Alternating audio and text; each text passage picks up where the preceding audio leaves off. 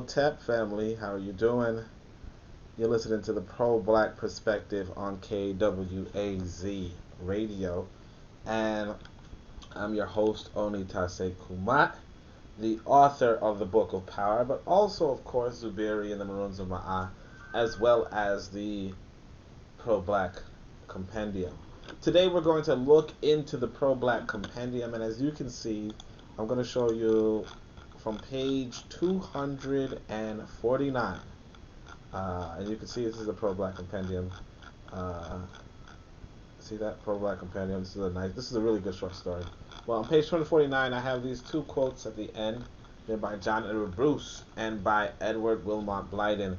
I was just looking up when Edward Wilmot Blyden wrote this. This was in 1887. Okay. Actually, let me double check that. This was in the book Christianity, Islam, and the Negro in 1887. This is partly why Blyden was considered the father of Pan-Africanism. And what's interesting is that this is the book called Christianity, Islam, and the Negro Race, where he argues, I have the book, I haven't read it yet, but where he argues that black people, and essentially Islam was more friendly to black folk than Christianity, which is a question because, of course, Islam is the enslaver's religion. But, it kind of gave context, kind of gave pretext to this idea of black folk coming together under a religion, and mainly the idea that Islam isn't that religion. But we're going to jump into it, all right? So if you have the book, and you should have the book, turn to page 249, look at the bottom, and you're going to see Edward Wilmot Blyden discussing the intelligent Negro traveler and the four classes of Europeans. So let's go over it. It says the intelligent Negro traveler in foreign lands comes across four classes of Europeans. First, the class who are professionally philanthropic. Okay? That's those people who are just going to give, to black folk, right? These, at the sight of the Negro, go into ecstasies over this man and brother and put themselves to all sorts of inconvenience to prove to this unfortunate member of the human race that they believe, and I'll use the G word, God had made of one blood all nations of men, etc. The second class is composed of those who, at the sight of the Negro, have all of their feelings of malice, hatred, and all those who, and all uncharitableness excited, and who adopt every expedient and avail themselves of every occasion to give exhibitions of their vehement antagonism. So these are the ones who hate you, okay? The third class regard him with contemptuous indifference and care to exhibit neither favor nor dislike, whatever his merit or demerit. That is, they don't really care for you, right? There's a class of white folk who just do not care about you. And of course, then the fourth class consists of those who treat him as they would a white man of the same degree of culture and behavior, basing their demeanor altogether upon the intellectual or moral qualities of the man. To the cultivated Negro, of course, the last class is the most interesting to meet, and if he had his choice between the classes first and second, he would choose the second. Writers on Africa and the African race may be divided into very much the same classes, and the race has scarcely suffered more from the violent antagonism of its foes than from the false and undue admiration of its friends. So, I want you to understand there are four classes of Europeans, but I also want you to understand the four classes of black folk. And that's where we're going to go to John Edward Bruce. But before then, I want to really understand this one, okay? I want to understand this one. That means the first class, right? Professionally philanthropic. I want to point out something. So I was talking to one of my friends, and my friend was saying that she is now in a position of authority inside of a certain organization, right? Like a certain, I want to say, non-profit organization. And what she does in a non-profit capacity is she does fundraising, right? And so as a gesture of, friendliness, if you will, she and I watched a video on fundraising.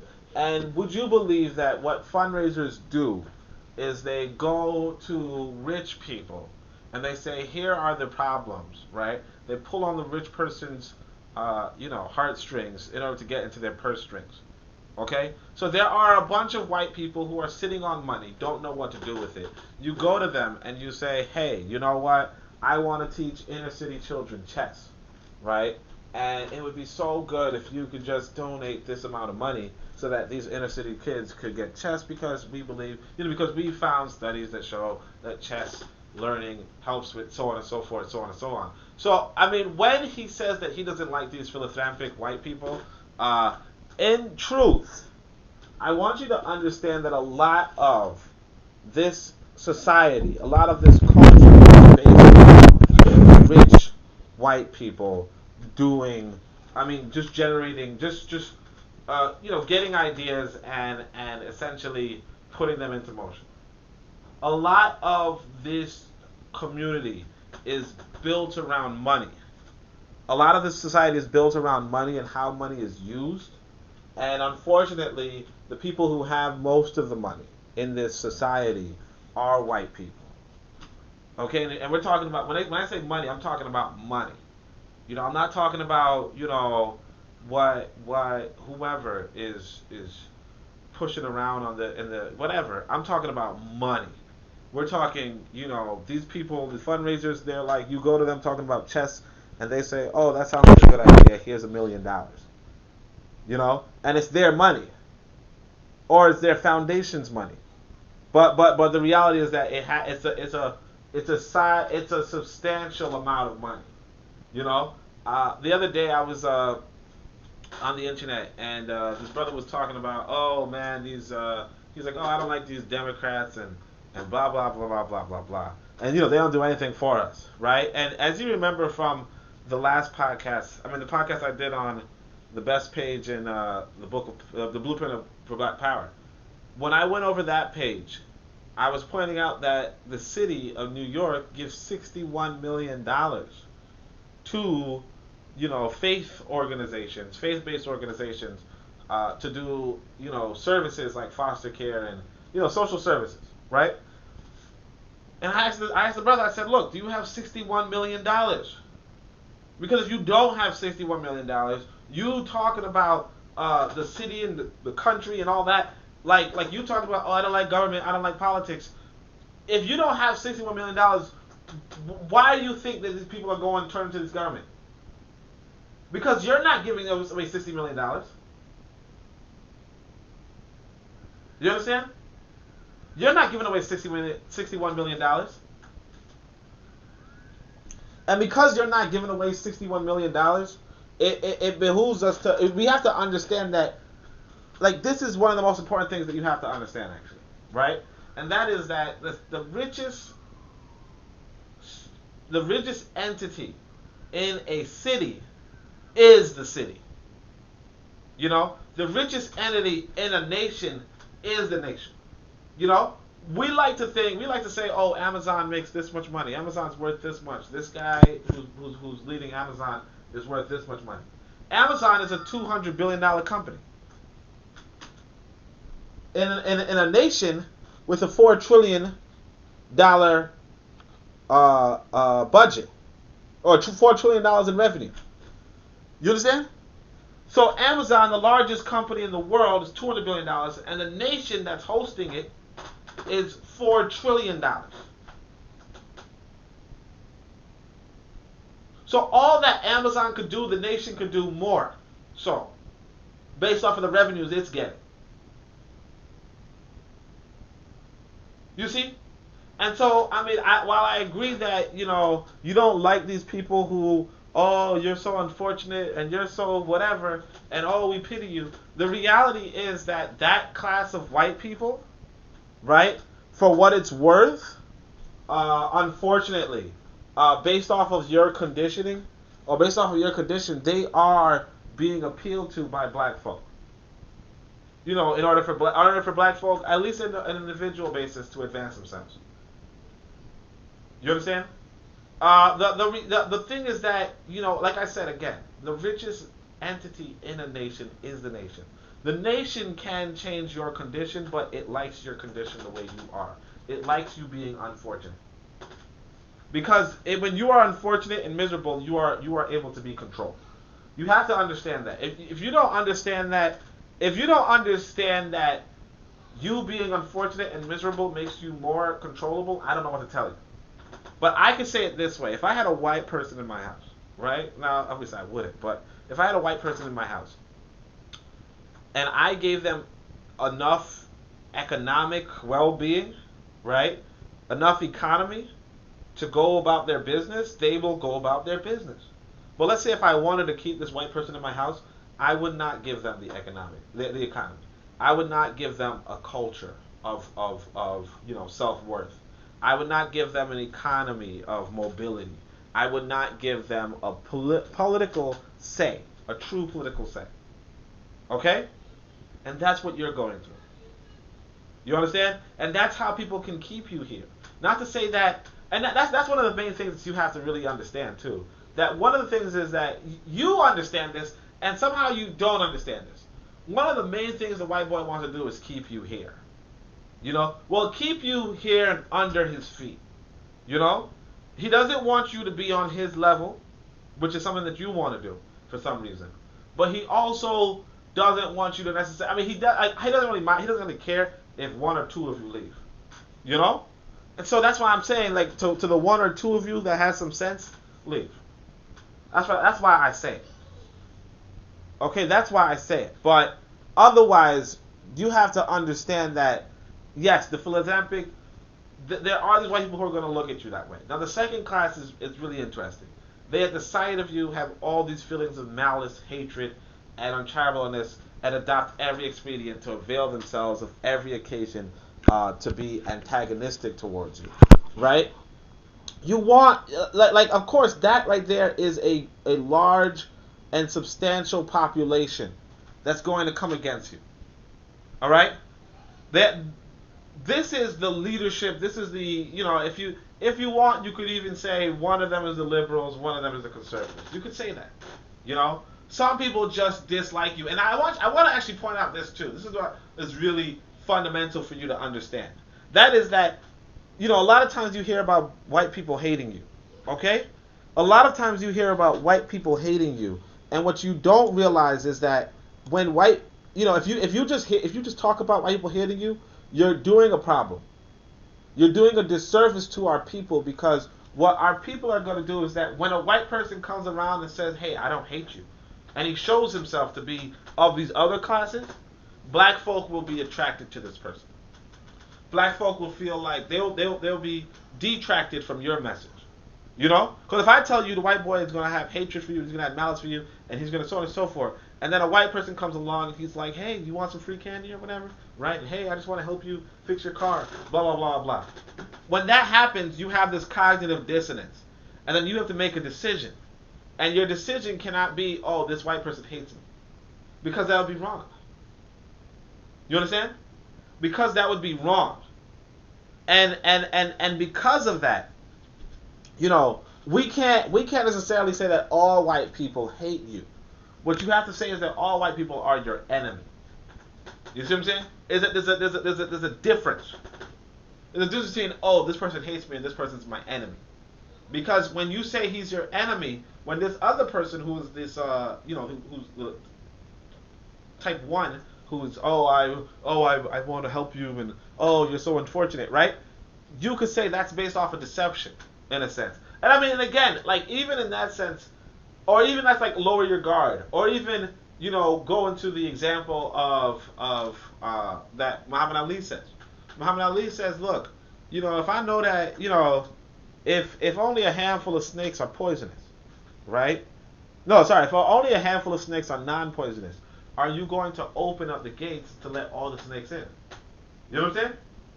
Like, there's a bunch of snakes outside, and only a few of them aren't poisonous. Are you going to open the gate and let all of them in? No. You understand? So yeah, white people do have this malice, this hatred, this so on and so forth. And a lot of them don't. Like, a lot of them are going to be in the third class. The third class are those who just don't even care about you. And that's the thing that a lot of us don't even understand. Like, that it's possible that a lot of white people just don't even care about you. Like, have no real concern about black, like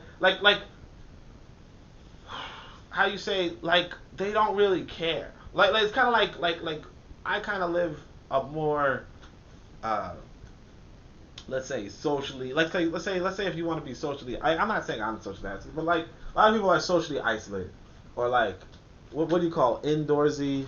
They're not.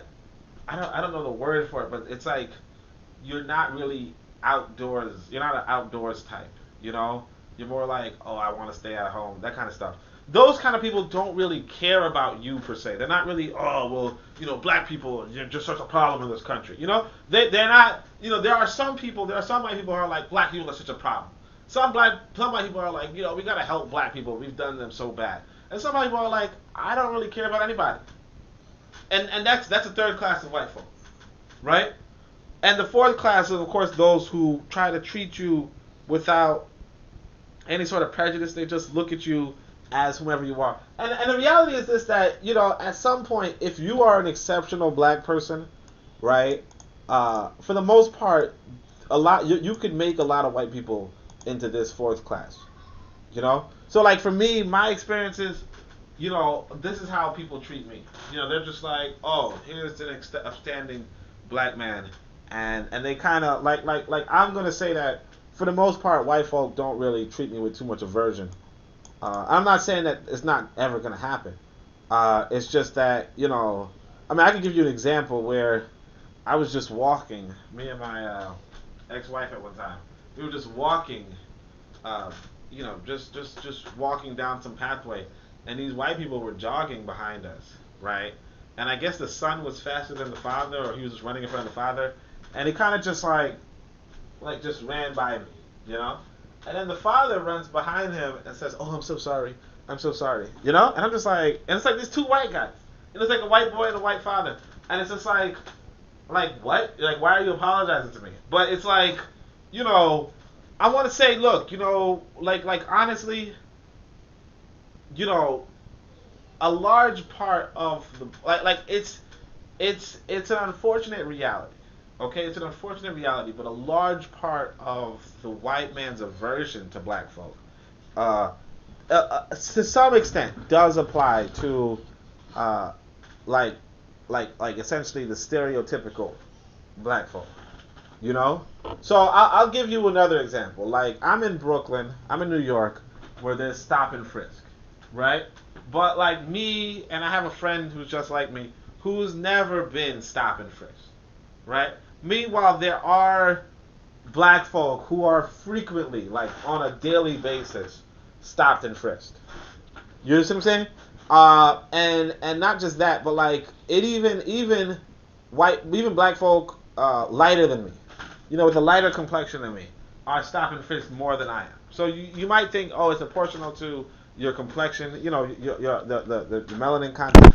But the reality is that, like, if you were dressed a certain way, and if you talk a certain way, if you move a certain way, right, then you could be targeted. Not to say that you're not targeted for being black, but it's on top of being black, And I'm not saying, and of course, obviously, it's also a matter of what area you're in, If you're in, like for instance, like if you're in an affluent neighborhood, and you live there, I guess, right?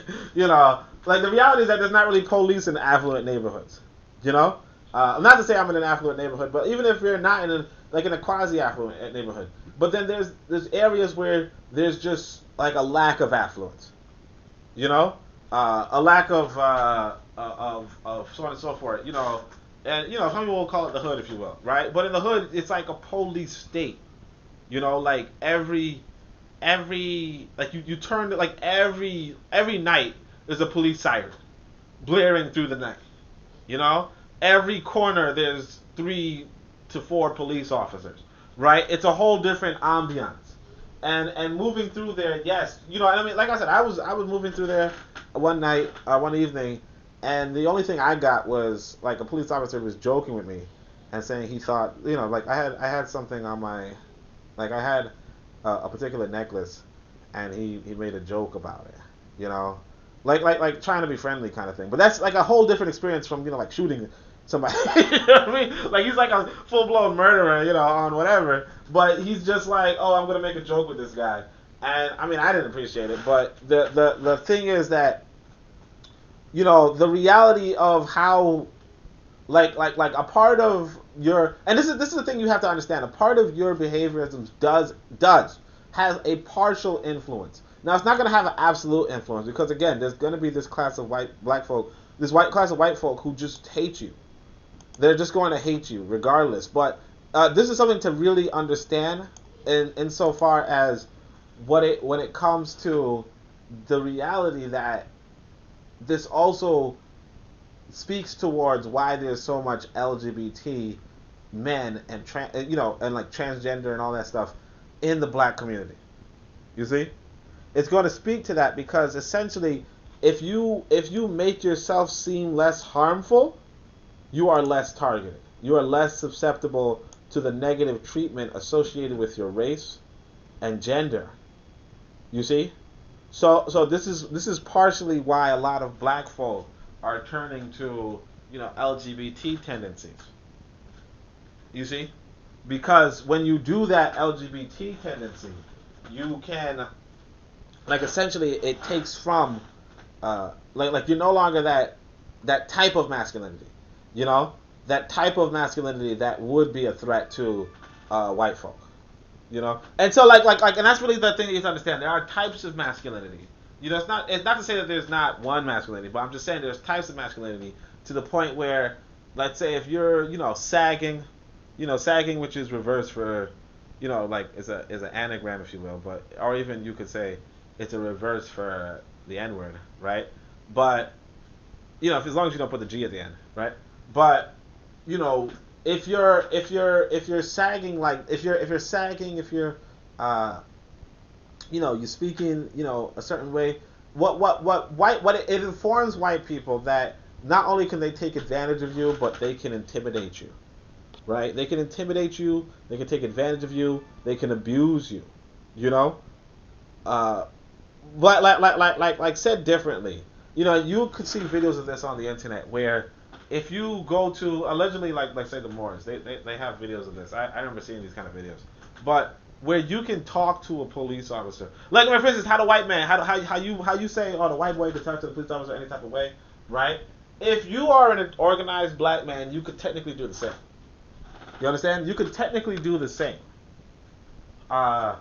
If you're informed on laws and legality, you could technically do the same. Because that's partly why Huey Newton got away with a lot of what he was doing. Now, obviously, it's not a guarantee. There's a lot of white people who don't care about the law in the sense that they understand that the legal frameworks in this country will still protect them. So there are white people who don't understand that. There's some white people who do understand that. Or even said differently, there are some white people who, not to say that the legal framework doesn't apply to every white person. You should know that. The same legal framework doesn't apply to every white person. What I mean is that, it's like a joke in comics or whatever, but this idea of having a license to kill. There are some people who do actually have a license to kill. So there's a license to torture. There are some people who actually do have a license to torture. So you going to, Joe Blow, the regular, police officer, maybe he doesn't have that license. But there are some white people who do. And so, you going to them and saying, hey, you know what, you can't do this. It's not the law, blah, blah, blah. The Constitution says, and they'll tell you, oh, wait, hold up a second. And I think the best example I could think of was one time my ex-wife told me that she got into a fender bender. She got a fender bender. And this white woman, just hit her car randomly, right? And when she got out of the car to exchange information, the white lady, she showed her ID, and it was like federal judge. And my ex-wife said, okay, go on your way, and never sued her, because it's like you can't really sue a judge in America. You know what I'm saying? Like it's like some people you just can't sue. So it's like this judge has a license to freaking not do it, pretty much do a lot of illegal stuff because at the end of the day there's not a judge who's gonna convict another judge. Unless the judge does something serious. A fender bender is not that serious. You're not going to you're not going to stop this. You're not going to stop a fender bender for some black woman's the back of her car when it's not. It's like there's no damage or anything. So that's just one of those examples. I mean, I do want to get into the the 4 types of blacks, but it looks like I have some comments. I always say that Whitey don't mind some leaving, but if all wanted to leave, there'd be a problem because they want us under their boot, like Whitey cops doing photo ops. Damn shame. Yeah, exactly. Yeah. Thanks, Bitter Medicine Podcast. He's here. Check him out. Make sure he had this great podcast on consciousness. He's reading these excellent papers because we're got to be serious about building a new curriculum. So definitely check him out. There's a lot of stuff going on. But yeah, that's exactly it. So I mean, like there is a class, and like this is like that judge. Like, I mean, I don't know the judge personally. Maybe she could be she could have been the freaking Supreme Court justice. I don't know, right? But like, she, this is like maybe she doesn't even care. She's like, I don't care black people. I mean, I wouldn't be surprised if a judge didn't care about black folk one way or the other. But a lot of white people are like that. They're just like I don't deal with them. I don't see them. Like if you go to Europe, you're going to find a lot of black folk, a lot of white folk who don't even think about black folk at all. They're like managing their farm or something. You know what I mean? They're managing their farm. They're managing their business. And all their employees are white. They're exploiting their people. They don't really care about black. You go to them and say, "What do you think about this thing, this incident?" They're like, "Oh, it seems like it's sad. I don't really know." But and again, like I said, these same people might be, "Oh, okay, you're a black man of culture. All right, let's talk. Let's rally. Let's see what's going on." Like, I could actually say for that, for instance, once upon, like when I was doing my PhD, I was sitting beside this. I was sitting across from this white boy, and he was like, "Hey, you seem like you could do physics pretty well, and you might be a good physicist one day." Like just based off my own qualities, not necessarily. Oh well, black folk, they're garbage and blah blah blah. Like none of that. It was just two, if you will, men. I mean, I was kind of a young boy, but I was kind of a young man, but two men just sitting there and discussing physics. Nothing to do with my race in a sense. I mean, obviously I was a black guy, but that wasn't neither here. That was neither here nor there. It wasn't necessarily malice. It wasn't necessarily oh, you black people are so amazing and you started physics and you're really, it wasn't any of that crap. It was just, oh, okay, I see your culture, I see your behavior, and all that stuff. And that's the reality, And I mean, I think y'all know. I mean, like I said though, I wanna stress because I know some people are gonna say, hey, but what about isn't this like Biden and Trump? And you're gonna say, well, I mean, looks like Blyden said that the first choice. But again, I wanna stress again that one of the issues that we don't really get is that a lot of this economy is based off of the philanthropy of rich people. You know what I mean? A lot of this economy is based off of the philanthropy of rich people, to a large extent, and rich white people, and to a large extent. So it's really like I mean, some people will even tell you like a lot of like all right, let's say it this way: you want to get a bank loan. How do you get a bank loan? You gotta like pretty much the bank has to be a quasi philanthropic. Obviously, it looks for some benefit, right? But it obviously could, doesn't have to use you. You know what I'm saying? I mean, it only uses you because they like you, in a sense. They don't because they you have good credit. Well, yeah, okay, yeah. You gotta have good credit, yeah, but but like that's what I'm saying. Even credit, like who gives you the credit? It's like if you're doing a business loan, if you go to a business proposal and you don't seem like a likable person, right? They're not going to give to you. You know what I mean?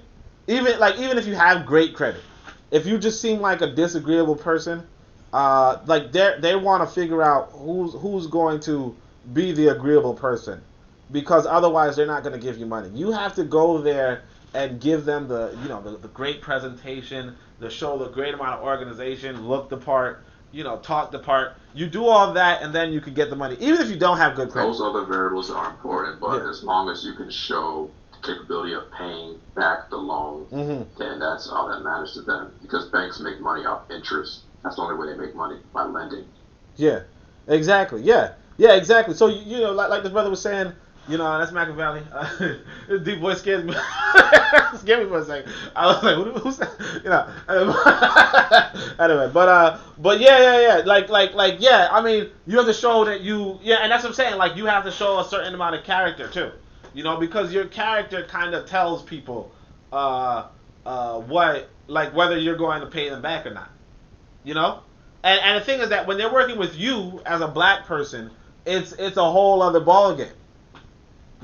Because when it comes to them, like I said, when it comes to trusting people within your circle, within your community, it's easier when they're in your community. But you go to white folk and you're a foreigner. You understand? Like, you're a foreigner. And the thing that that's the thing that we don't really grasp. That we're not only you're a foreigner, but you have your people have a whole bad rap. A whole bad reputation, and I mean the data will tell you otherwise. The data will tell you, hey, we pay our roads, we do this, we do that, we're good, blah blah blah, we're this, blah, so on and so forth. But you like sometimes you have to sit down and say, well, if I were a white person, right, how would I look at doing business with black folk? And the reality is this: that you already know that as black people, we hardly want to do business with each other. You know what I mean? As black people, we hardly want to do business with each other. So what do we think white people want to do? So a lot of the economy, though, like I said, is really based off of philanthropic white folk, in the sense that, and I want to stress this, because if you have a successful business in America, one of the things that you want to do, unfortunately, this is the reality. I tell people all the time that one of the main objectives for doing business in America is to sell it to a rich person. A lot of us want to believe, business in the black community, it's really about giving black folk jobs, really about black folk, giving black people, blah, blah, blah, really about that, blah. But if you have a business, because a lot of businesses, they sell to white folk. And because it's like, if you have a job and you doing all this hard work, to get the business off the ground, and, you're working 18 hours a day, and you're doing all this, just to make the business make ends meet, break even. Then you get a little bit of profit, and you might get $100,000 profit, and you're like, yeah, finally. And then somebody comes around and says, here, we can give you $4 million. You understand? Oh, hey, we can give you $10 million. And that means $10 million means you don't got to do none of that 18-hour days. You don't got to do none of those phone calls. You don't have to call up Mookie. You don't got to borrow nobody. You don't got to do nothing. You just straight up get $10 million. You working, and then they just get their name, they integrate it in their business, or they just close you down. It don't matter. But that's really, like I said, the philanthropic white person. And I mean, you might say, oh, it's not really philanthropic in the sense that they also, like they get some benefit from it. Obviously, now they got your business, they got your clientele sheet, or now they got your business, they got, your access, or now they got their business, they don't have a competitor. And I mean that's the thing. Like there's two sides to it. But you as the business owner saying that you don't have to work 18 hours a day anymore, or you don't have to keep up with none of this head work, you don't have to do none of that, blah blah blah blah blah. You can just get $10 million. It's like what happened with BET. But that's just what happens with all of these, like most of these black businesses, what they do, and it kind of tells you that most of the economy is driven by this upper class. Okay? Most of this economy is driven by this upper class that essentially buys out, like they have this wealth, and they kind of give the money to the workers, if you will. And the entrepreneurs are essentially the workers. They start off working for themselves in a sense, but the real objective is to sell out. Not to say that everybody's going to sell out, but you'll notice that a lot of businesses that don't sell out don't last. But I mean, not to say that everybody. Of course, there's variables everywhere, but a lot of black people go into business for noble reasons, noble intentions, but a lot of times you're going to notice a lot of black people who are selling out, and it's perfectly understandable on a psychological level, Because even when you think about, let's say the beginning of Microsoft, I did one time look at the video for, how like one of the let's say docudramas or of Bill Gates, and there's another a whole other dude made the process, not the processor, but the operating system for Windows, but he just sold it. It's a white guy.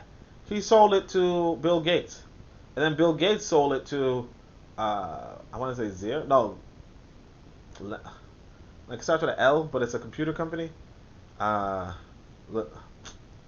My bad. It's just IBM. He sells it to IBM, and then IBM says, "Oh yeah, you could distribute this Windows thing, right?"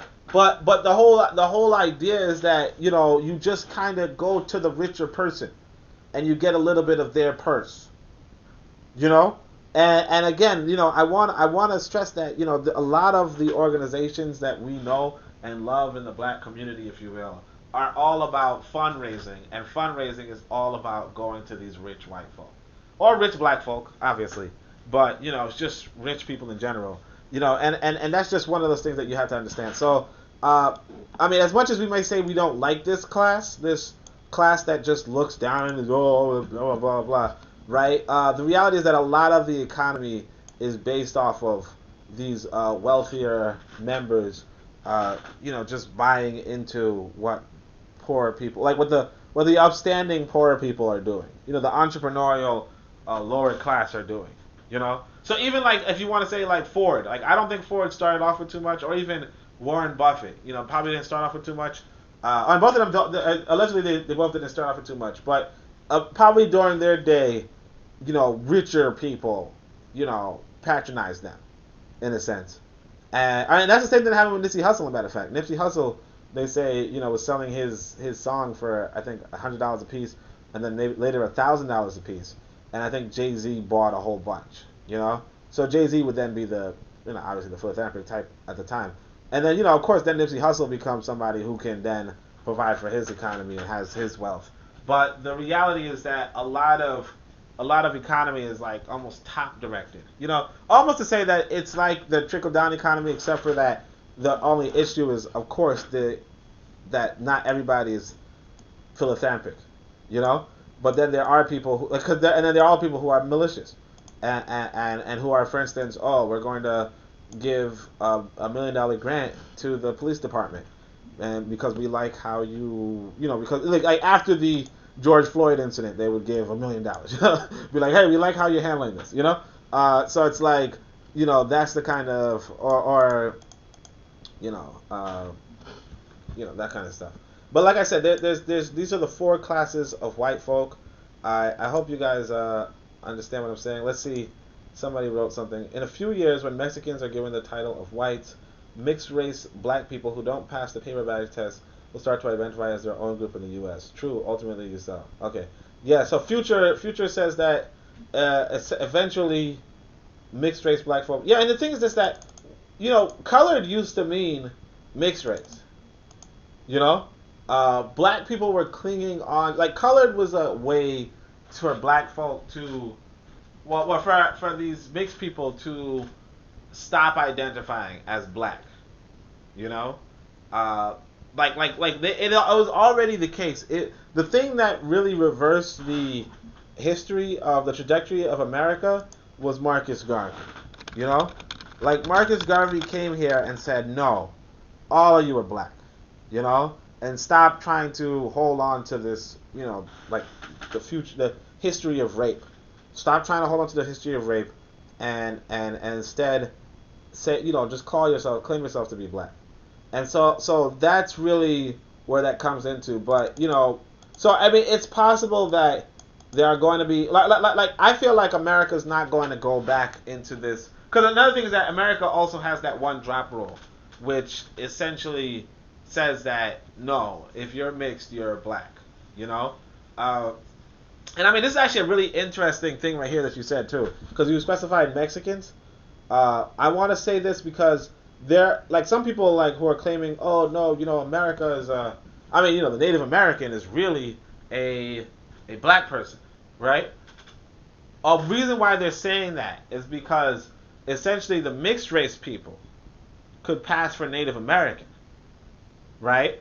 And so what happened was that on the legal system, they were saying, oh, we're going to categorize even the Native Americans as black, right? We're going to give them the same treatment as we give black folk, in order that the mixed race people who are trying to pass as Native American could no longer, not suffer the same consequences as black folk. Because essentially if you were Native American, you could have walked around freely at the time, as opposed to if you were, if you were Native American, you could have walked around freely. So that's where that comes in. So I mean, it's pretty interesting that you mentioned the Mexicans, because Mexicans, one thing we have to understand about the Latin American people is that they themselves are a mixed race people. A lot of them are a mixed race people, and just like the Arabs, like you will notice that if you see a mulatto, like a mixed race person, or not just like any mulatto, but like not necessarily like Obama per se, but although even Obama could like pass for, like if Obama had a sheik on or whatever you call what the Arabs wear, he could pass for it. He could pass for an Arab. He could pass for what you call it, a Latin American, if you will. But I think Obama, because his father was so pure, right? He probably could actually more so pass as a regular black person. But if he had a kid with a white person, they would definitely pass for Latino or whatever. And that's like really one of the things that we have to like come into understanding, right? Just this idea that, like, realistically speaking, these mixed people, like the Latin Americans and the Arabs, like the reason why, like you have to really look into it. The Arabs and the Southern Americans, if you will, they look the same. They just dress differently. And the reason why they look the same is because they are technically mixed race people. It's because they are technically mixed race people. So for some reason, everybody left the thing. But but all right. So intelligent Negro traveler. So that's what I would say about that. So now let's go into the 4 types of black folk. That's what you really wanted to hear about. Let me see. He says, I'm from Trinidad, and I never heard about Marcus Garvey until a few years ago. Marcus Garvey's message is dead to the wider world here in Trinidad. Mixed race people identify as Dougla, a new grape, not blah. Yeah, Marcus Garvey talked about the. I want you to look into future. I want you to look into this book called, not this book, this article called the West Indian Solution to the Race Problem, right? And so there, Marcus Garvey, I thought he was talking about.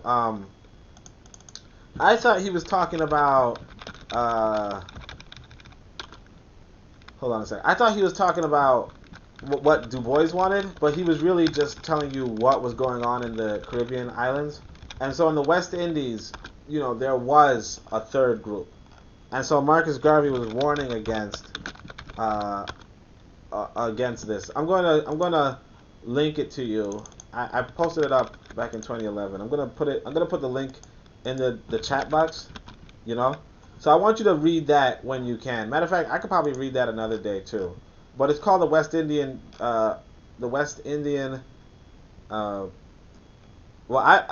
called it W. West Indian orgy. The what? He said what? He said W. regard Du Bois as a hater of black people. Educates very thoroughly just who Du Bois is. Oh no, the name is W. Du Bois as a hater of dark people. And he says this is the West Indian solution of the Negro problem. I could just start. He said the mulattoes are virtually regarded and treated as white, with the assumption that they will, by continued white intermarriage, bleach out their color as soon as possible. There survive, therefore, a few white colonials, save newcomers, who are not of Negro descent and some more or less remote ancestor. Mulattoes intermarry them largely with the whites, and the so-called disappearance of the color line is a disappearance of the line between the whites and mulattoes, and not between the whites and the blacks, or even between the mulattoes and the blacks. So the idea is that the disappearance of the colored line is between the whites and the blacks, and not so much. The whites and the mulattoes, but not the disappearance of the color line as between the whites and the blacks. You know, so it's like you want to blend the whites and the mulattoes together, and that's what the West Indians that's what the West Indian solution is. So this was going on during Marcus Garvey's time. So I mean, I want you to check out that article when you can. If you want, I can go on it. And matter of fact, if you want, Future, you can come on to the podcast and we can discuss it whenever you want, whenever you please. But that's really what's going on. Let's go to John Robusto. He says there are several kinds of Negroes in this country. So we're going to talk about the different types of black folk, right? Several types of Negroes in this country whose idiosyncrasies retard the progress of the race. Okay? There are several kinds. Now, the first is the jealous Negro who hates to see other Negroes prosper, right? I mean, I'll just go down the list, but this right here remind me to tell you about Azanto, okay? The dance, yeah, I know. You're like, what, Azanto, the dance from Ghana? I think it's from Ghana, right? But yeah, I'm going to talk about that one. All right, the next one. The second is the ignorant Negro who refuses to believe that any other Negro can do what to him seems impossible of accomplishment and who makes a demigod of a white man and tells him all his business. That is, of course, the white supremacy clan, if you will, that always says, oh, that's, you know, white people are just the best and they're freaking demigods. And the thing is this, Jonathan Bruce, when he wrote this, now I told you the last one, Edward Blyden was from 1887. I'm going to try to see what year this was from. And, you know, if you don't know how to search different things, you just put them in quotation marks. And then hopefully something comes up. Looks like nothing comes up because the only person who quoted this before was me. Oh, I think I see. I have a little typo here. Let's see. I'm going to see. Yeah, it won't tell you the year. Oh, it looks like 1899, right? And addressed to the Negroes in the state of New York. So in 1899, so this was over 100 years ago, John Edward Bruce was talking about how black folk are talking about white supremacy. Okay? I hope you guys can hear me well. So let's go. The third is the very smart Negro who assumes to know everything, to understand everything, who is suspicious of every other Negro, and devotes his spare moments trying to find out things to criticize. Now, I mean, Sounds familiar. You know what? I was gonna say this. I was gonna say I'm the fourth type of Negro, so I don't know why this one sounds so much like me. I don't really do all this. Look, I don't do all this anyway. That's the cap. we're gonna skip that one for a second. But I gotta reread this next time. I'm gonna read this before I go put it up online. Maybe I gotta edit it a little. Anyway, let's go. Then there is the earnest. This is more of me. All right. There's the earnest, manly, loyal Negro who realizes the fact that it is to families, nations, and races to whom, and he says the G words, I'll say it, Almighty God has given missions, and that as a race, the Negro has a mission which no other race can perform for him, as well as he himself can perform it. All right. So I mean, the third one does sound kind of familiar, but it's not me. There's other people who are much. I mean, look, the people who I'm criticizing. What do you say? 2 for 3 so far. The people who I'm criticizing are the people that I criticize them because they are they're the stereotype. But anyway, let's go. There are several kinds of Negroes, right? How are you gonna say 2 for 3? There's 4 of them. Anyway, whose idiosyncrasies retard the progress of the race. So the first is the jealous Negro, right? Who waits to see other Negroes prosper. So let's go over Azanto. Matter of fact, brother, you know the song Azanto? Yeah. All right. How does it start? I don't know. All right. But anyway, so the guy goes, nobody wants to see you rising. And when they do, they don't even like it. They just want to see you deep in crisis. Drive yourself, you don't need a license. Something else. Hurry up. Get to the point. Yeah. But that's what I'm saying. Nobody wants to see you rising. Okay? He's saying that there's black folk. He's in Ghana. He's not worried about America, nothing. He's saying, even in Ghana, nobody wants to see you rising. All right? And when they do, they don't even like it. They just want to see you. Exactly. They just want to see you deep in crisis. So he's like, drive yourself, you don't need a license, and then some other stuff. But the point being that, you know, there is that, like this is what's going on. This is what's retarding us as a people. The jealous Negroes who hate to see other Negroes prosper. And the thing is that's what, like, you have to realize that that's really what's going on. You know? That's really what's going on. A lot of black folk, like you don't know how many times I see black folk who are like, you know what? I'm not really trying to talk about my business. And a part of the reason why they're not trying to talk about their business because they know that black folk don't want to sabotage it. You know? Or even not just that. A lot of black folk, like if you about business, you try not to talk about your personal feelings. You try not to talk about personal stuff because, like, you just have to be like a part of being likable is not talking. You understand? A part of being you only let people know once you succeed your task, your goal at hand. You don't tell them beforehand because they're gonna try to mess it up. They're gonna try to mess it up like 99. Like if you like you in school, right? You already know if you tell another student, yeah man, I'm about to get an A, you know, on this paper, and then if they say, and if they're like, oh man, can you help me out? You're like, nah, I can't help you out. You know, that's against the rules or something, right? Then what they gonna do? You think they're gonna sit there like, oh well, good for you, man. You know, you're doing great, man. Keep it up. They call me a whole ass nigga. That's what they do. Well, I mean, yeah, not just that, but they're gonna try to do you in or something. You understand? A lot of black folk do not want to see you at this prosper. level now. You have to keep your ideas and your thesis and things that you want to do experiment-wise to yourself. Exactly. Because people will steal it and do it themselves to publish it. Exactly. Because they don't want to see you prosper. They don't want to see your name out there. You know, like there's some of them who's like there for years, you know, like, oh man, I need to get a PhD, I gotta do blah blah, and then you come along, you know, blah blah blah blah blah, right? They're like, sure, you know, and then you're like, I have this great idea. If I just manipulate them, you're a young student doesn't have the skill set to do it yourself yet, but they do. Oh yeah, sure. And they, you know, the thing is, they don't want to see you prosper, and that's a lot of our people, you know. I mean, just think about this. Think about the ADOS movement, matter of fact. Because, I mean, somebody said, I mean, y'all, if y'all was on the Discord, just check out the Discord. But on the Discord, you know, Afromac was telling us that the ADOS movement split again. Okay? So, here's the ADOS movement. It comes along with this Yvette Carnell, if you will. And she comes and she forms this movement. And here's the thing. First off, she comes off hating on Pan-Africanists. So, she don't want to see Pan-Africanists prosper, if you will.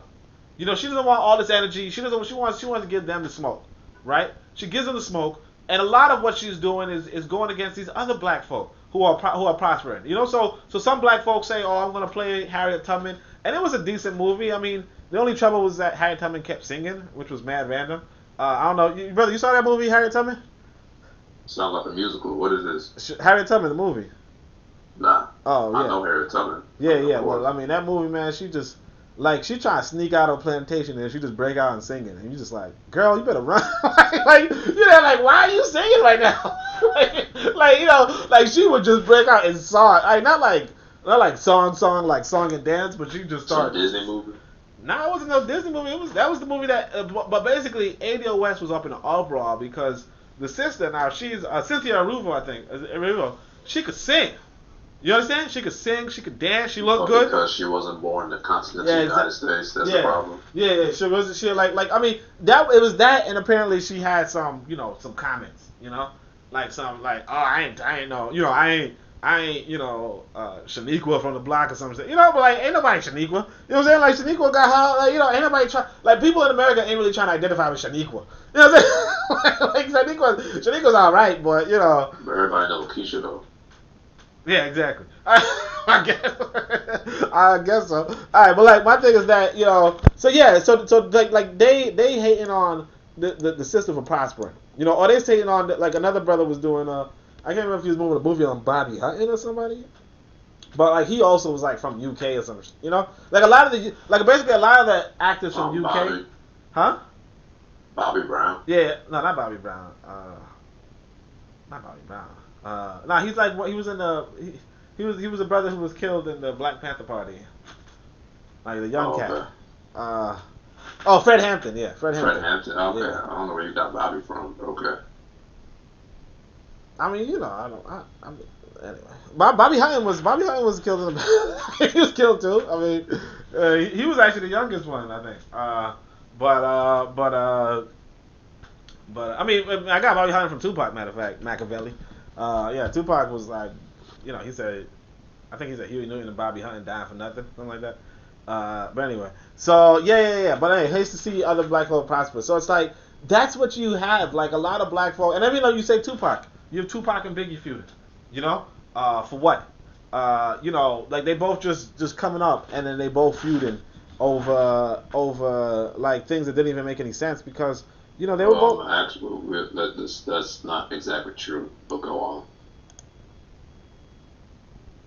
I mean, yeah. I mean, I know that one suspected the other one of organizing a hit, but the but like when I say that they fighting over nothing, I mean like they're both just artists of different uh let's say audiences in a real sense, and they could have both prospered. Obviously, yeah. I mean, who knows what was going on? But that's what I'm saying. Like somebody had to be a hater in some way to have shot one of them. I mean, not to say that. I mean, who knows? You know what I'm saying? Like I don't really know the whole story as to why a shooting happened, but it might have been somebody just didn't like seeing Tupac prosper. But I'm not gonna put that on. But obviously, I don't put that on, other people. But you never know. You don't know. You know what I'm saying? You don't know really what was going on. But that's what I want to say. The main thing is that a lot of black folk, a lot of what retards us as a people is that we can't just sit back and say, wow, that black person is doing well for themselves. Good job. You know what I mean? Like instead we want to find problems, find flaws. And this is something that we have to know too, that like a lot of times when you're dealing with black folk, like when you talking with black folk, they just looking for your flaws. And in fact that's the thing that you have to understand when it comes to women. A lot of times when you're talking to women, like white folk, and this is something that white people do, because I've seen them write about it. But they say that white women, they do what is called shit tests. Okay, I don't want to be too vulgar, but this is called shit tests where they just ask a dude a question, or they ask a dude a series of questions. No, that's just women in general, bro. It's not just white women. I mean, it's Western women, yeah.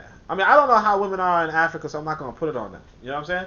I mean, I don't know how women who are not Westernized behave, so I'm not gonna put it on women who aren't Westernized. You know what I'm saying? Like, I don't know if they're asking you, hey, what's your job, what's your income, what's your height, what's your, how much you weigh, how many times you go to the doctor, how many times, like they ask you a bunch of questions, but they ask you these questions so that they can disqualify you. And so, obviously this white boy, white people had come up with, like white men come up with this, they said, oh, just don't answer the shit. You know what I'm saying? Like, just, they don't say just don't answer, but they say deflect and all that kind of stuff. But the point being, like for instance, the woman asks you how old you are, and I use this line, I said, look, I got, I got energy. You know what I'm saying? You know what I'm saying? I got energy, so that means blah, blah, blah. What old nigga, sir? Yeah, all right, man. I mean, yeah, I guess, but no, I mean, she was older than me, so I mean, I wasn't old. I mean, she was just trying to disqualify me for being young. You know what I'm saying? So I had to tell her the good things about youth. But the point being that a lot of people just don't, I want to say that a lot of people are a lot of what generates us as a community is trying to not work with each other, not deal with each other, to disqualify one another. And that's one of the driving points. That's the jealous Negro. Now the second is, of course, the ignorant Negro who refuses to believe that any other Negro can do what to him seems impossible of accomplishment, and who makes a demigod of the white man and tells him all his business. The situation right now, man. Yeah, sure. You already know. Like, this is the white supremacy nonsense. And not just that.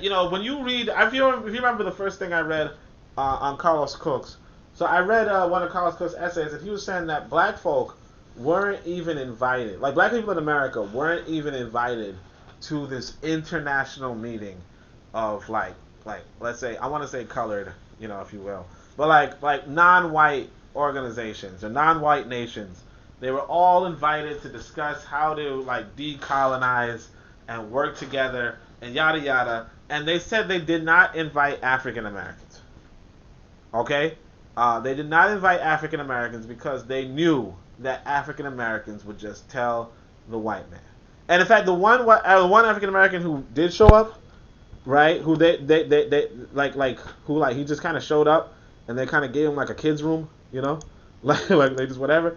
He went and told the white man everything anyway. He went straight up to the journalist and said, "This is what I learned at this meeting, and this is what they're trying to do, and this is why." So it's like the reality is that a lot of us You know, like for instance, like I said the other day, you know, if you read the Book of Power, you're gonna know that I have this mathematical formula in there.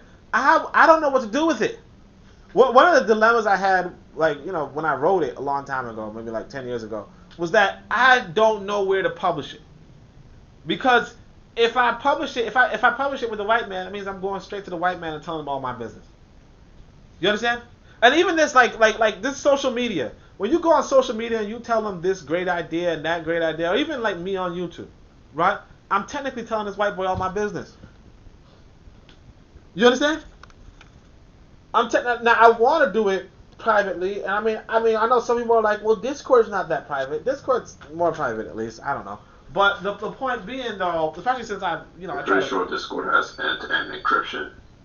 Has end encryption, yeah. I mean, exactly. And the thing is that, you know, I try to verify people and blah blah blah blah blah, right? But us as a people, we just kind of like, you know, we telling the white man everything. You understand? Like, we have everything on blast, on broadcast, and we want it that way. A lot of times people be like, hey, let's discuss some plans on how to do things, and let's just, you know, say it. And I'm like, no, I don't discuss plans over the internet. You understand? I don't do that. When I used to have meetings with people, we would meet up, and I would say, take the battery out of your phone. You understand? And then we would have a conversation. And then you pulled out the typewriter. I pull out the typewriter. No, we have a conversation. I pull out the paper and pen, man. What I'm like, how am I gonna pull out a typewriter? That doesn't make no sense. That thing's big. You gonna pull out a whole typewriter? Where was it this whole time? Anyway, but you got a paper and pen, you know, and you show the diagrams, and you know, you making sure nobody's in earsight, but you make sure the battery's out of your phone. And some people are like, well, the sister who had an iPhone, she had to leave it in her car. You understand? She had to leave it in her car. And we met up, I showed the diagram, I said, look, this is how people are going to organize, this is where we're going to go, this is where we're going to meet, these are the plans, this is what we're doing, make sure you have this memorized, and then we go, whatever. And then they can go back to their phone, they can put their battery back in it, and we can bullshit. Okay? But the white boy, like, because the thing is that, like I said, the white boy wants to know everything that's going on, because when you in charge of a nation, that's what you want to do. You understand? When you're in charge of a nation, you want to know everything going on in your population. You understand? You know, if I have a nation and I don't know what's going on, right? The people could have a revolution and just upend and kill me, and I wouldn't even know. Why would I want that? You understand? Why would I want that? If I'm in charge of a nation, I want to know everything that's going on. So this white boy who has all these resources, you think he's just like, yo, let these, especially if he has a history like he has with you. You know, even if I'm in a nation and I'm good to you, I still want to know.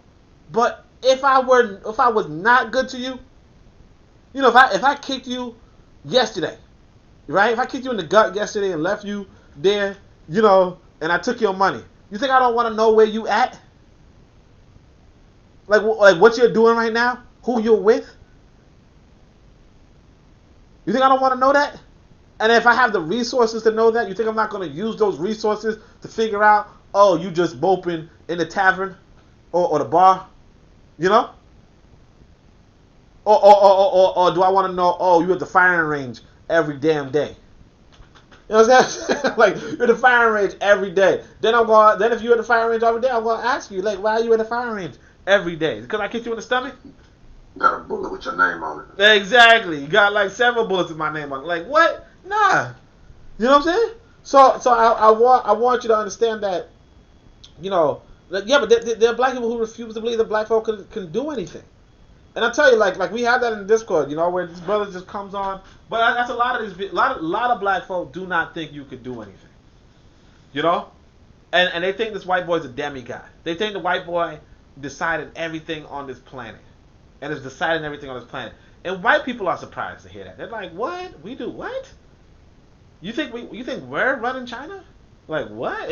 You think we're running North Korea? Like, everything that goes on in North Korea? They act surprised. They're not really surprised. They're just on code. Nah, yeah, okay.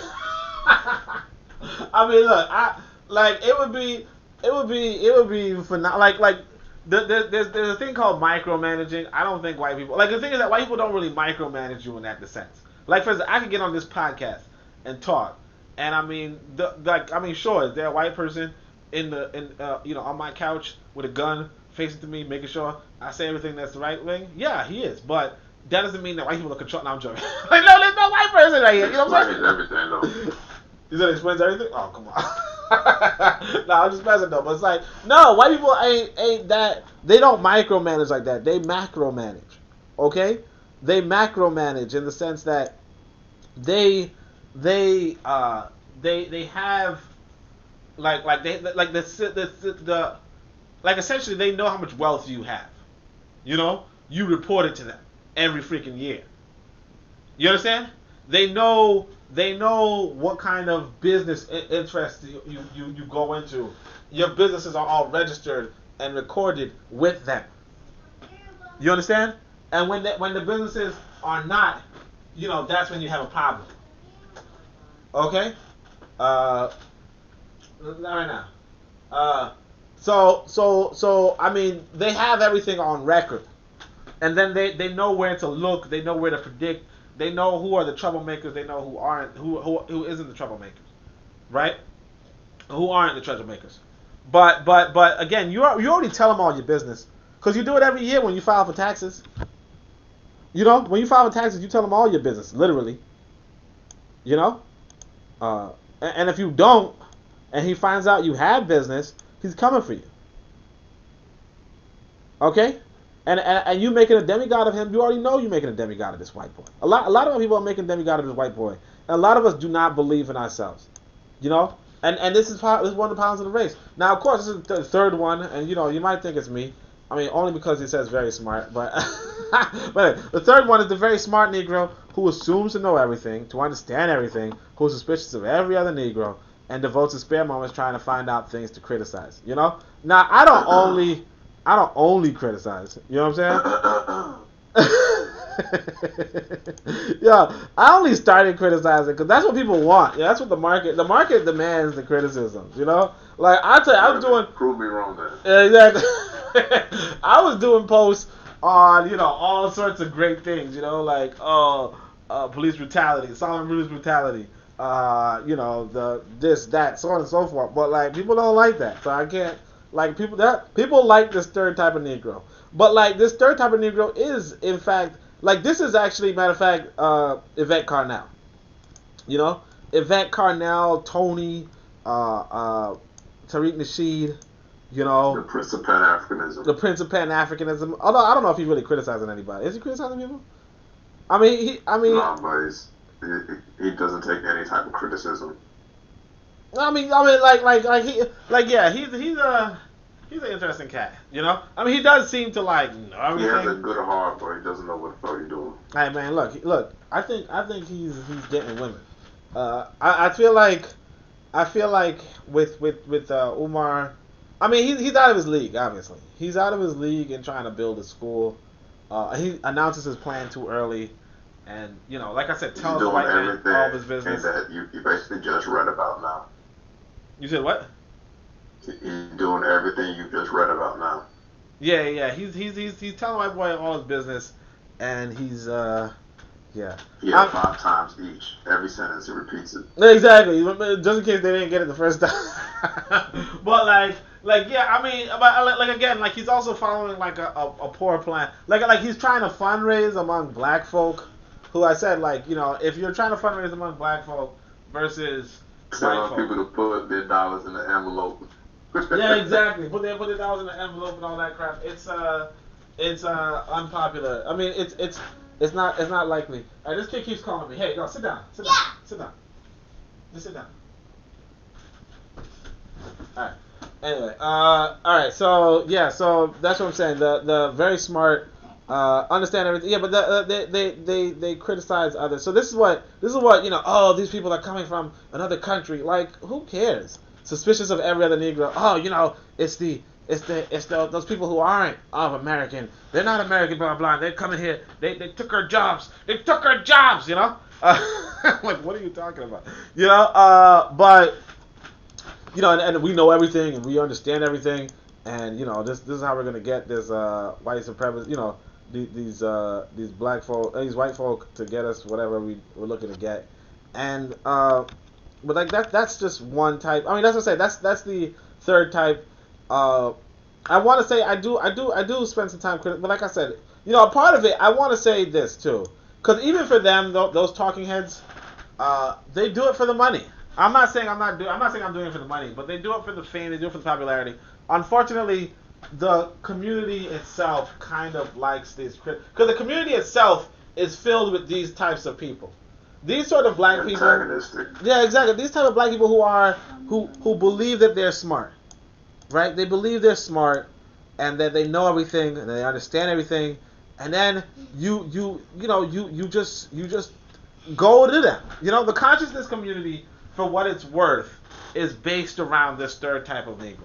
The Negro who's not necessarily who's not necessarily hating on other black people, who's not necessarily trying to hey, get out of here with that. No. Who's not really trying to what was it? Trying to be a demigod as an authority figure on whatever they're talking about. Exactly. That's what I'm saying. Like they understand.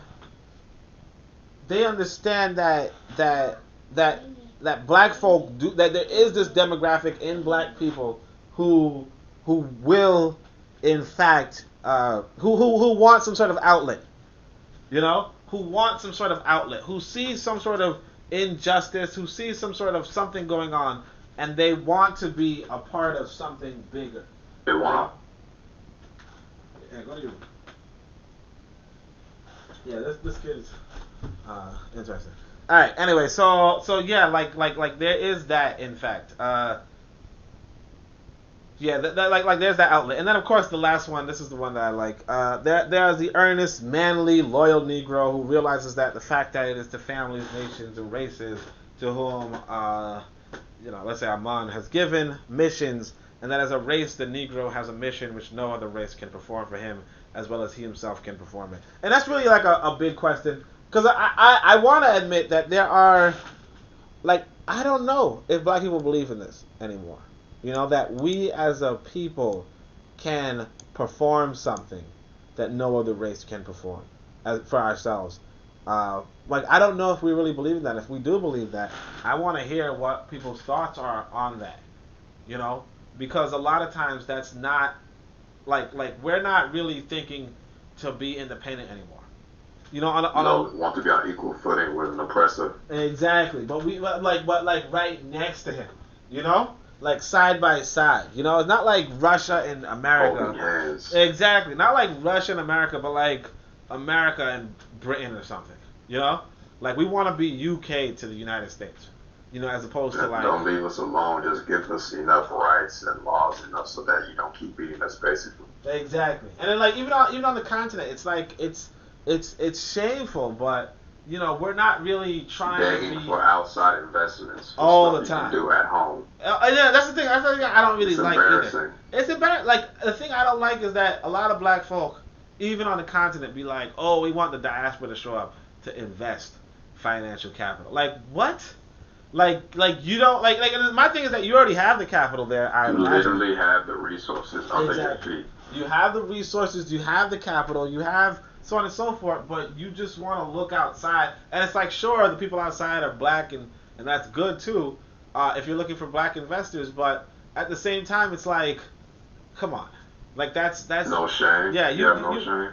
You grown ups, you're grown. Literally. I mean, you don't I don't think the diaspora should go on a continent and be like, you got everything already set up, good, good. Let me put my, but you cannot just wait for people. Sitting on your hands and expecting someone to come down like an angel. Because they both sitting on their hands. All this infrastructure it's disgusting. Stupid. Both of them are sitting on their hands. Both of these black groups are sitting on their hands. The diaspora sitting on their hands waiting for Africa to do something, and Africa sitting on their hands waiting for the diaspora and the foreigners to do something. Everybody's waiting for the foreigners to do something. Let's be honest. Plain hot potato. Everybody's waiting for the foreigners to do something. Because even when it comes to this election, a lot of black folk are hey, well, what is Biden going to do for me? And it's like, what? Or, hey, what is Trump going to do for me? You know, I don't care about nothing. And it's like, yeah, I mean, don't worry about what these people are going to do for you as much as what you're going to do for them. Well, no, I mean, like, what you're going to do for you. You know what I'm saying? Like, you have to do. I mean, that is what. I think that's. I can't remember. I think that's what JFK said. I think he said, "Yeah, that's not what you can do for your country, or what you can like something like that." Yeah, some nonsense. But like the reality is that, you know, we have to really think about what can we go forward in the future. Because I was thinking, like, I'm saying to myself this, you know, this type of thing that we don't really think about too much, or we don't really talk about. But you know, in the future, our children could be traveling, like could be like going to Mars on vacation. You understand? But that's a different future. Buy Virgin Galactic stock today. Buy the Galactic, yeah, okay. I mean, I don't know about that. Let's see what these people saying. What's your take on the Nation of Islam? The version here feels like control opposition. It's run by university intellectuals who preaches conformity to the system. Well, I mean, like I said, I don't really like religion. But the fruits? You said what? The fruits? Yeah, FOI. You mean the fruit of Islam? Yeah. I don't know why they call them the fruits, but yeah. He says, like, I don't know if they're gonna like that. You know, once upon a time when I was organizing, you couldn't even mention the word Nation of Islam. You know, because we thought that the goons would come after you. That's what I've heard. Yeah. But like now, everybody's just especially like in your Chicago or something. Oh yeah. A bunch of my time it was like you couldn't say it. But like I said, that's the jealous nigga who don't want to see nobody prospering. But like Nation of Islam, like I don't really mess with religion, personally. So I don't really, you know, like I said, everybody should be in an organization, right?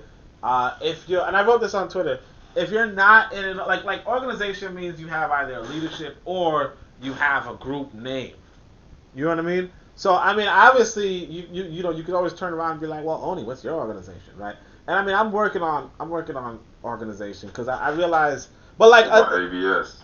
I mean, yeah, ABS is good, but I want to have a dues. Like we should have dues. Like you should really be a part of a dues paying organization.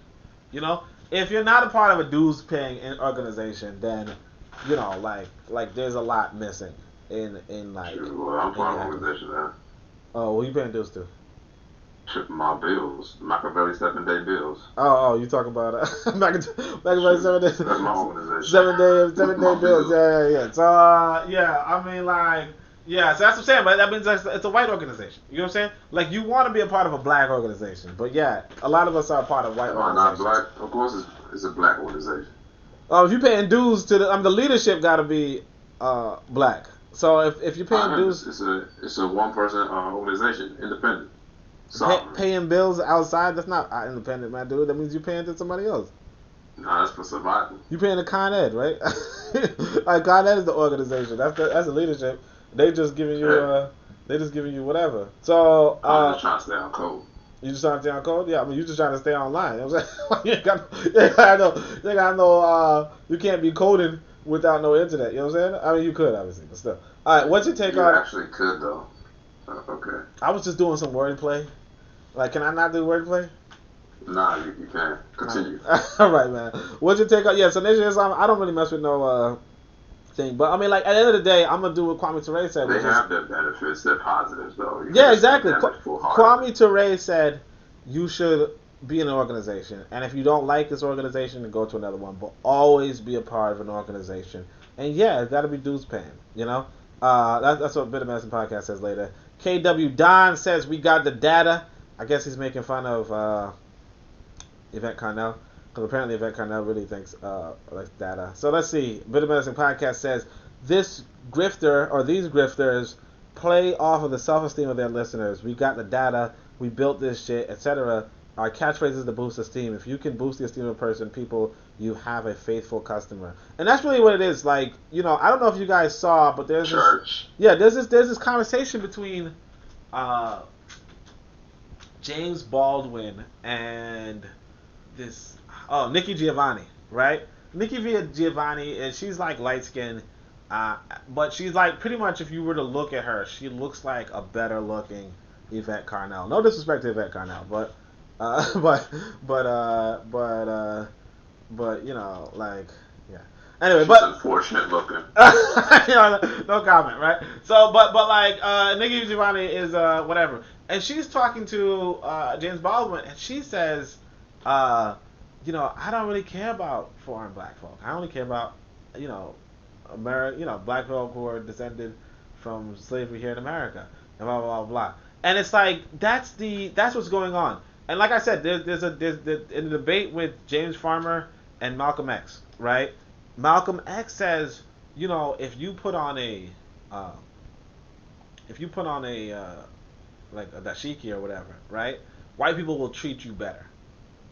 And he's talking about in the '60s. He's like the people because they were talking about reparations, and James Farmer was like, well, not reparations per se, but James Farmer was like he wants to do things for all poor people, and you know, and Malcolm X was like, no, really, the people who need the help are the people who are pretty much American descendants of slavery in a sense, in the sense that even if you were a black African, you would not be mistreated as much as as a black person here. And I mean, that's if colonialism and imperialism never existed. well, I mean, like, and he's talking about in America though, right? And the reality is this: that in America, the rights that you have are according to are twofold, you know, or the rights that you have as a black person in America are going to be less than the rights you have as a black person from another country, because essentially you have like technically there's a diplomatic relations to consider,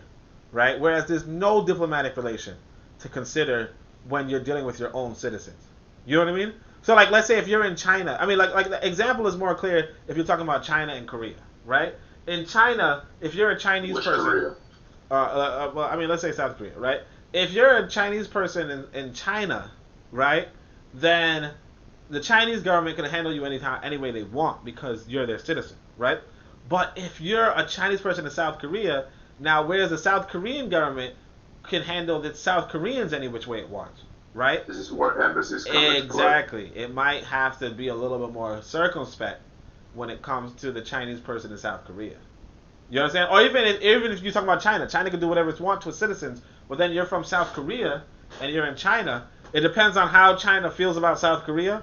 But chances are they're going to be a little bit more circumspect. They're going to be like, "Oh, you're South Korean.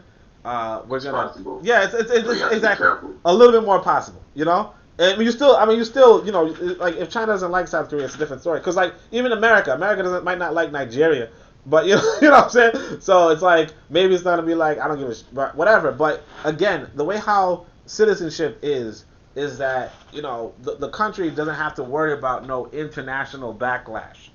You know. If it's dealing with its own citizens. They don't right now. They don't blame Nigeria. You said what? I mean, well, like there is one case, but like again, because that's the thing that happened with like in Asada's biography, autobiography. She talks about how her mother, you know, how because she couldn't go because she was a black child, she couldn't go on the Ferris wheel or something like you know the amusement park. She couldn't go to the amusement park. But then her mother went to the teller and started speaking Spanish. And because she was speaking in Spanish, then Asada could go into the amusement park, you know. And so the idea was that you know, and so that like the unspoken thing that Asada didn't point out was that realistically speaking, like if you were from a Spanish speaking country, then you could have you know claimed to be something else, you know, or you could have or there would have been some diplomatic thing going on. Like if you said like I mean, and particularly if you were a diplomat yourself. So I think maybe her mother might have impersonated a diplomat, which essentially means that you know, you can't really abuse a diplomat. But with a diplomat, you have something backing you, an organization. Well, I mean that's what I'm saying. So, she pulled on some Jedi mind trick. Oh, you saying she should have showed us the papers? You're saying? Oh, you're just saying that? No, I'm saying even if you're impersonating a diplomat, or even if you're not using Spanish. The idea is that you're not from there. You're from some place that is a nation or an organization or something that, if anything to happen to you, somebody will come in place to defend that person. And you could get into big trouble. Like if you're a police officer and you abuse a diplomat, like that's a huge thing. Like that's a big thing even for white folk. You know, to abuse a diplomat is like a serious Like you get charge right there. Yeah, I mean, like, yeah, exactly. Federal The feds will come down on you, like, whoa, hold up a second. Like, you have to. There has to be some sort of issue. You gotta be able to justify that very well. Yeah. Because so I mean, like, black folk contending. So it's like, yes, technically, but like the thing is that they know that you're not a diplomat if you're quote unquote African American in America. You know what I mean? They know you're not a diplomat. You know, but I mean, there was this case, matter of fact, of a sister though who was like pulled over, and I think she was like the attorney general or something. You know. And these white boys are giving her the what's for, and then she just like, whoa, hold up a second, give me your numbers and all that. And these white folk had to like really like reconsider their lives. You know what I mean? Fall back. Yeah, they have to fall back big time. Apologies, and he's like, no apology. Give me your card. Give me your this. Give me that. Yeah, because like there is like white like a lot of the black folk back then were like sharecroppers. They were lower class. Nobody cared about them. They probably didn't even have papers. You know, they probably didn't have education. They could be gone any day. Nobody cares, right? But if you're like today, there are some black folk. Yeah, so like when I'm walking through, like white people don't know that I'm not somebody important. You know what I'm saying? Like they can't tell I'm not somebody important. You know, I carry myself like I'm somebody important. Well, I don't. Alright, maybe I don't, but I mean, like for whatever reason, like realistically speaking, though, like there's a difference. Let's see what this future guy says. Lady, I don't know. I'm atheist, and don't want to sell my soul to the nation, but they have the black organizational power here. All other black organizations are white controlled. Yeah. Better start saying Alhamdulillah, man. Say what?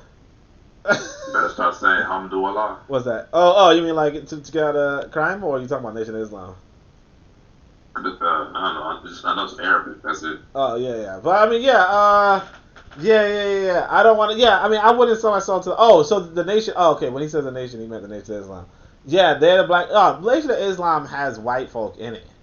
Like everybody knows the Nation of Islam has white folk in it, and it's like they like sold themselves. Yeah, not just that, but look at they sold themselves to. You mentioned that about the creator, bro. They will come after you. That's the most random thing in the world. I think somebody actually asked somebody actually asked Khalil Muhammad about that. Like, how is this guy not a white guy? Like look at him. But mad defensive over there. Yeah, it don't make no sense. Like, how you not know? But the other one was with regard to the nation, they organization about what was that thing? Scientology. Scientology is already big. In the Nation of Islam, like the leadership is like in cahoots with the Scientologist leaders. So it's like, you know, you can't. Hundreds of billions of dollars. Yeah, hundreds of billions of dollars. Shit. All right. So I mean, yeah. So that's like it's not a black organization in the same sense. And then my thing is this, like I said, you know, the dude is on video calling for the death of Malcolm X. You know, I'm not gonna say that. And like the whole audience was like agreeing with him. They're like, "Oh, you betrayed the nation, then you deserve death." I think that's the main reason why they do is because he went against the nation. Yeah, but like the thing is that he didn't even like real talk. He didn't even betray. It was like the thing is that I tell people all the time, I'm not really with the cults. You know, the Nation of Islam is kind of like a cult, and I would say this: back in the day, it was like a sex cult. Like this dude Elijah Muhammad was porking his secretaries, you know. The fact that Malcolm tried to, you know, separate himself from that after finding that out. Exactly. It was like he went against the nation, but if you, at least from what I read and his autobiography, it was like a gut shot to him because he was like a father to him. So seeing that he didn't want, of course, I think that's natural for anybody. Seeing someone that you looked up to so much, doing that you felt such like I guess a holy being. Doing something that was so, you know, evil like that, or just wrong. Yeah. Had to separate himself. But that's natural for anybody to do. Exactly. Young women, like some people would say they're teenagers, but you know, like 19 or teenagers. That was the speculation as well. It was like from all age ranges, basically. Yeah. So I mean, and then not just that. I mean, this brother wrote down. K.W. Don says the NOI was funded by H.L. Hunt. Like, yeah, back in the day too. That's another thing that we have to understand that. You know, these rich white folk were funding parts of the Nation of Islam. So even the idea that, like, because Malcolm was hearing different things. You know, so I also put down the article where he's talking about how the nation was working with the Klan, how the nation was doing all this stuff. Bit of medicine said, laughing at I said porking. I mean, I mean, porking. He's like, did I make the video appropriate for kids or something? I mean, kids can hear this. I mean, anyway, but yeah, like that's what's going on. Let's see, this guy, future or lady, I don't know. My plan for joining up with the nation wasn't for the cultish practices. They are the only black organization that is doing the work here, so I had to start my own. Yeah, you should start your own, and you don't have to have a large organization to get things done. Well, one question: do you like pork ribs? I don't really mess with pork. I'm a rasta, Bacon. I mean, bacon pork. No, it's bacon pork. You know what I'm saying? No, you got turkey bacon. No. I mean, I'm not gonna say I wouldn't eat pork, but I eat pork. No, I don't really have food. That's not high time. No, I know it's not high time. I'm not really a rasta. You know that. But I'm not really messing with pig like that. I mean, pork. Like bacon, I might be messing with, but But I mean, I'm not like a foodie. That's why you don't eat no bacon cheeseburgers. Yeah, I'm saying I'm not a foodie though. You know what I mean? Like some people are foodies. I a long time ago when I was in school, matter of fact, this teacher, the white boy, he was telling us. He told us that he was like, hey, if you could eat cardboard and get all your sustenance, or if you could eat some great nourishment, blah blah blah, which would you choose? And I was like, great nourishment from a what? Not like great flavorful nourishment, blah blah blah. And I mean, it was like a no-brainer. It was like choose a great flavorful nourishment. I was like, I would eat the cardboard real tough. You know what I mean? Like I don't really care for food like that. Like you're a weirdo, man. No, I'm not literally gonna eat cardboard, but I'm just saying like I'm not like a foodie type. Like I gotta go eat bacon. I'm fixing for some bacon. It's more like I just need to eat to live. Okay, Elijah Muhammad, eat to live. Go ahead. I mean, like they also said. I mean, I'm not skinny anymore, but there's this book that talks about how people, like skinny people, have a certain personality where they kind of just like they could eat peanut butter, like they could eat like a bread and butter sandwich every day. You know what I mean? I could do that. Sounds terrible. Yeah, I know, but like some people. Bread and butter. Yeah. I mean, I wouldn't eat bread and butter. I could. The same one just say you're gonna eat cardboard. So I'm gonna eat bread and butter. I'm not saying. All right, look, I would. Like, I would eat bread. That's literally your bread and butter. I would. Like, no cap. Like, I would. Like what I eat now is kind of like plain Jane. You know what I'm saying? Like, I'm not gonna lie. I don't really eat flavorful. Who could be eating only peanut butter and jelly sandwiches every day? You got my diary or something? Like what? Like you got my diary? Like I was there. But feasting on peanut butter and jelly every day still? Look, man, like I don't really need to stop to. I'm not cooking. I'm not. I got a 5-year-old. Like what the? Like I feed him peanut butter and jelly, and I have a sandwich too, and we just all right. Anyway, let's start with this. Them old Jeff commercials where you share half the sandwich. I mean, I did cut off. You know what, man? I think you're reading my diary. I gotta figure out how you doing that. I ain't publishing online or nothing, so I'm gonna have to look at like how you getting that information. You know what I'm saying? But yeah, that's pretty much it though. The 4 types of Negroes. Yeah, and then let's see. Right here, brother said. Oh yeah. So Bit of Medicine says, what work is the nation really doing? Really? And says, beg your porking. I don't know what that's supposed to mean, but Caribbeans grow up eating bread and butter. Of course we grow. Yeah, we eat bread and butter. I mean, this dude right here, he on the line. Well, first off, he kind of young, so he not really eating for himself like yet. But like, if nobody cooking, trying to say? You act like I'm a kid. I'm a grown man. If you ain't got no lady cooking for you, right? Like you ain't gonna be cooking. Like I can't make no jollof. I cook for myself. What are you talking about? Yeah, but I mean, you're not gonna do like you gonna do that every day though. Nah, that's why you meal prep. Exactly. So when you meal prep, you just eating the same crap every time. But then, like, you clearly don't know how to make food, bro. You can mix things up. You can have, just say you make like a whole bunch of chicken or fish and rice. You can flip it, make a sandwich one day, eat with the rice. Exactly. And what's the cheapest sandwich? You can mix it up. What's the cheapest sandwich? All right. Bread and butter. Yeah, bread and butter. Yeah, I was actually talking about peanut butter and jelly, but yeah, bread and butter is skinny cheap. I only think that butter goes bad, so that's why I don't mess with peanut butter and jelly, because butter goes bad too. Butter goes bad too. I'm not really eating butter all the time. That's kind of. I hope you at least toast it. You don't just eat it straight up, cold like that. Man, I just eat the butter. I just eat it with a spoon, man. You just eat the butter. Nah, I'm just talking about. Honestly, I do peanut butter and jelly. I don't do butter, man. Cause like I don't mess with dairy too much. But yeah, I do peanut butter and jelly.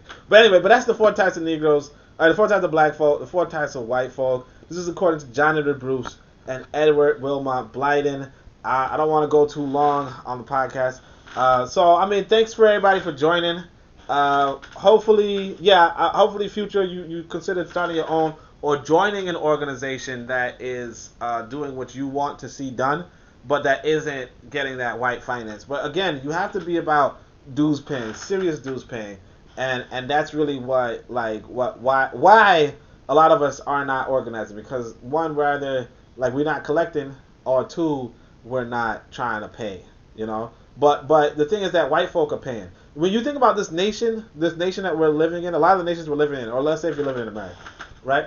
If you're living in America, you're paying 30% of your income, if you're making a certain amount of income, particularly after a certain amount of income, you're paying 30% of whatever you make above a certain amount of income, right? To have all these functionalities in this country. You understand? And some people are paying even more than 30%. Or some people are paying less, obviously. But still, matter of fact, the president's paying less. Paying $750. But the point being, though, that you have to like we are paying in this organization, this white organization. Like the brother was also saying, you have these bills to pay. You're paying these white folk to do something. So they're gonna have more than you, unless you have black folk who are you gonna be paying to. And again, you don't want to be like one of these Negroes who, the jealous Negro who hates to see other people prosper. You want people to prosper. You don't want to be like the ignorant black person who says, you know what, we can't accomplish anything even if we put together everything, right? You don't want to be like this very smart black person who says, you know what, if we give our money to this black person, I'm going to be suspicious, we got to criticize them, I can't trust them, right? You want to be like that black person who says, you know what, I'm going to give you and you're going to deliver, because I know you will. But thanks so much for listening. Thanks so much for joining. This has been the Pro-Black Perspective on KWAZ Radio. Make sure you check out everything else that's going on. Otherwise, I appreciate your time, and I'm going to just say Hotep. Shem Yam Hotep. Thank you, family. Peace.